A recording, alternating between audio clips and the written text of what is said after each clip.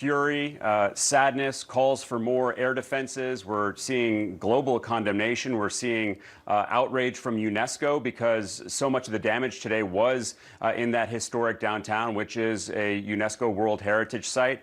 As you noted, 5 different days of strikes against Odessa. We spent most of the past week there. They were just incredibly intense strikes, starting not long after Russia pulled out of that grain deal that had been in place for the past year. And in that past year, Odessa was relatively unscathed. It was not attacked in any way like this. And then as soon as Russia pulled out, they started this relentless bombing over the past week.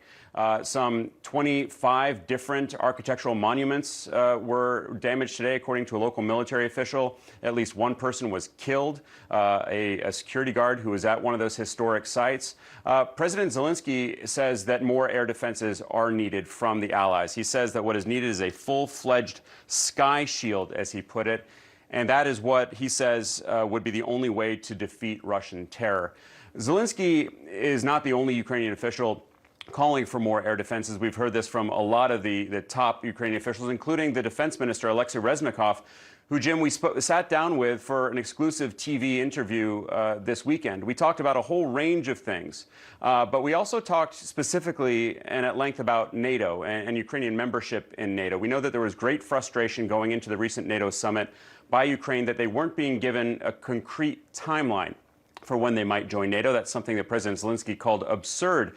But Defense Minister Reznikov does have a specific date that he told me for when Ukraine might become a NATO member. Take a listen. It's absolutely understandable that it will be a political decision. After then, we will win this war. Because during this war, we have no options to have unanimous voting. Because Article number 5 and some countries will be reluctant.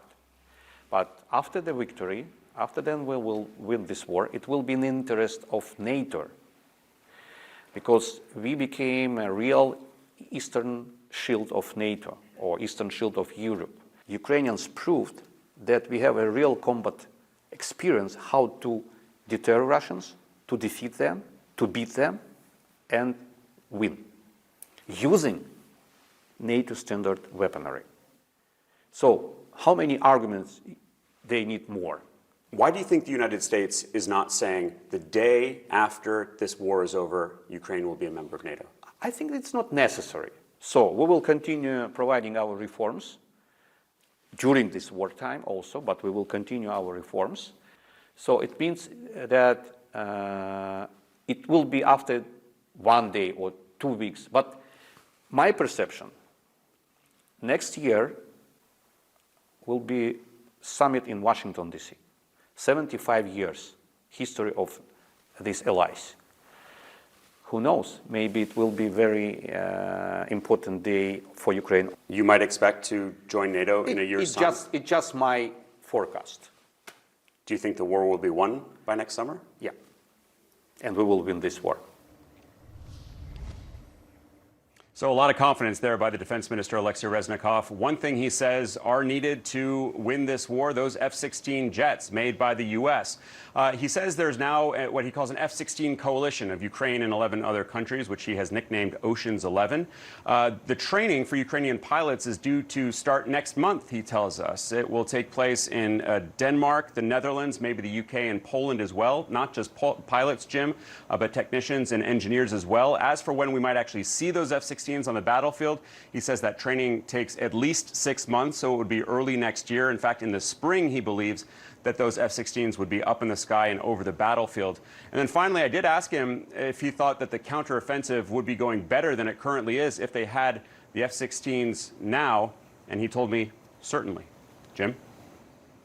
All right, Alex Marquardt, great interview. Thank you very much, and you'll be able to see a lot more of Alex's exclusive TV interview with Ukraine's defense minister throughout the day tomorrow on CNN, so be on the lookout for that. Alex, thanks so much. Stay safe. Let's continue the conversation now with CNN military analyst and former NATO Supreme Allied Commander, retired General Wesley Clark. General Clark, great to see you. Your reaction to what Alex heard from the Ukrainian defense minister predicting victory by next summer. What'd you think? Well, I hope it's true, but it depends on, there's a lot of factors in this. Number one is how much more assistance can we give them? We know they're short of ammunition right now. That's why we gave them the ICMs, DPICMs. But can we get enough for them? Does that make up for it? We know they need long-range fires. We won't give them the Army tactical missile system. That's been discussed. There was another headline today in the New York Times saying not going to happen anytime soon. They need that. They need it as a reserve. They need it to strike deep. When are the F-16s going to come in? And what about the mine clearing equipment and the electronic warfare equipment?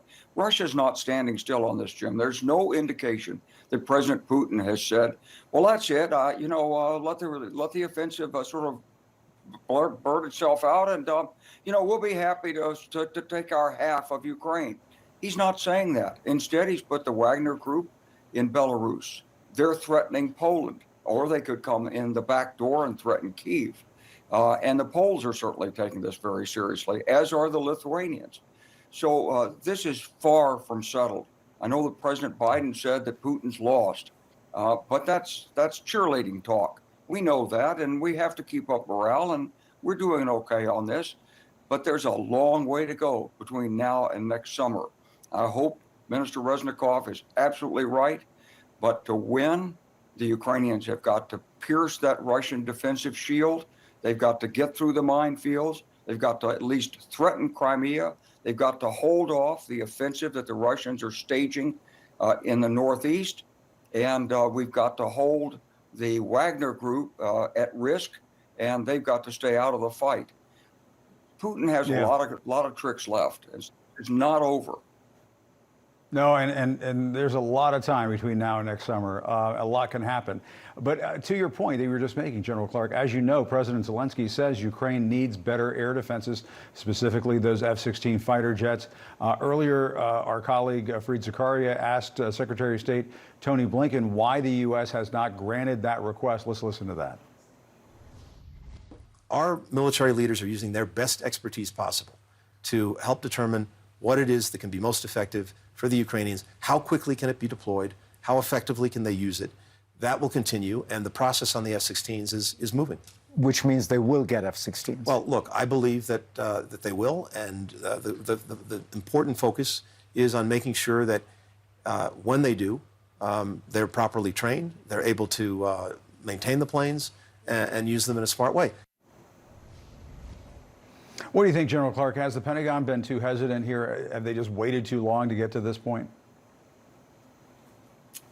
I have the greatest respect for Secretary Austin and General Milley and for Secretary Blinken. So I don't want this to be taken personally, but there's kind of a dipsy doodle going here. The president doesn't want to take the risk of really pushing Putin because of the nuclear threat. And maybe there are other reasons. There's a focus on China, and the Pentagon budget is oriented toward China. But the military is sort of following the political guidance. In 1973, when President Nixon said, get TOW missiles and defensive stuff to Israel right away, it took 48 hours.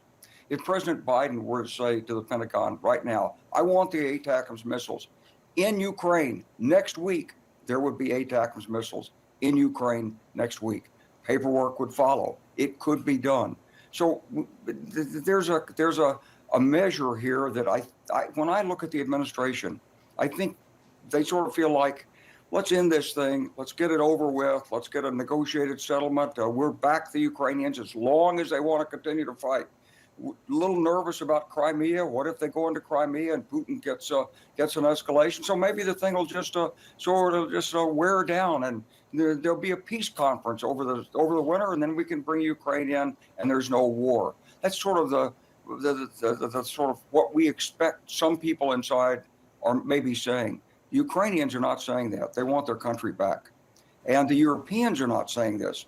They are increasingly aware of the profound threat posed by President Putin.